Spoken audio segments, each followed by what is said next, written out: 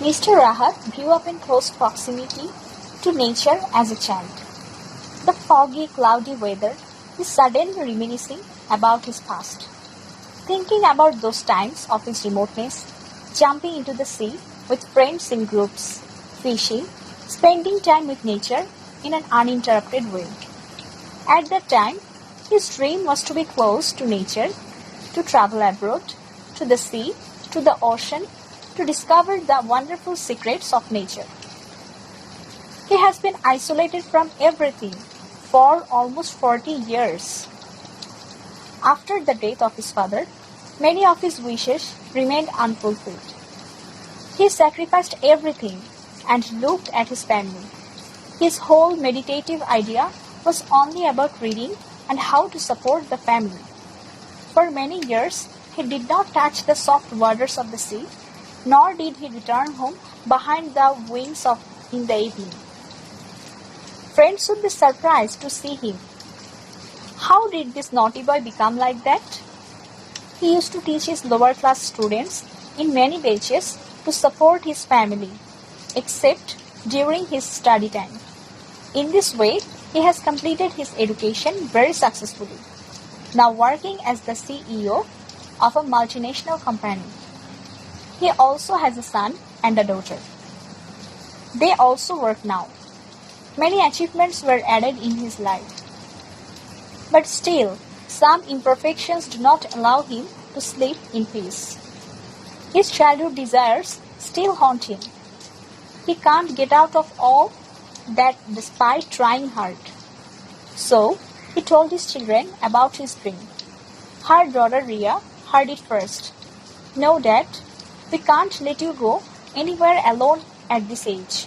If our mother was alive, she would not have accepted your insistence in any way. If necessary, we will take you to different places every month."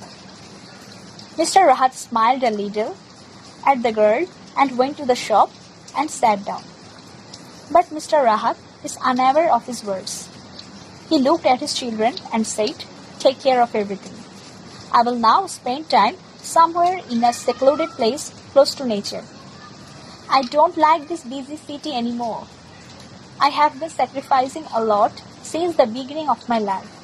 My children, your subject is not unknown. Please, don't force me anymore." Hearing her father's words, Ria and Rafi looked at each other and said, "All right, Dad, but there is a condition that you cannot go anywhere alone. You will tell us everything in advance wherever you go. We will take appropriate measures to get you there." But Mr. Rahat did not say, "Mother, you don't have to worry about that. I can do everything myself."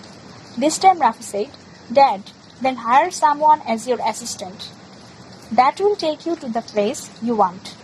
Mr. Rahat said, "Okay, so be it." Mr. Rahat is very happy today. She is his from tomorrow will cross the dream destination.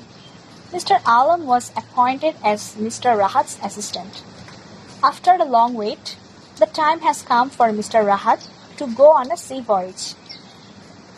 Very early in the morning, he left the bank for the purpose of the Pattaya Sea, 148-meter distance, having to cross them. And after a few minutes, they are going to reach the destination. Sitting on the Kotai water jet, Mr. Rahat said, "Mr. Alam, today I will immerse myself in the vastness of the sea." Mr. Alam smiled and said, "Of course, sir." They saw an island by the sea. Mr. Rahat liked this place a lot. He said, "Stop, I will stay here." Mr. Alam said, "Sir, there is no good resort to stay here. Now, it is dangerous for us to be in this deep sea." "Hey, why are you scared? There is a different feeling. And if you can't take this rickshaw, you go. I will stay here."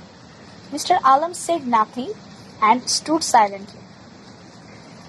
Mr. Rahat looked at him again and said, "You can go now if you want.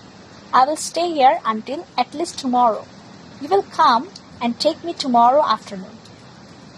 and don't need to talk about it with Ria and Rafi. They will be very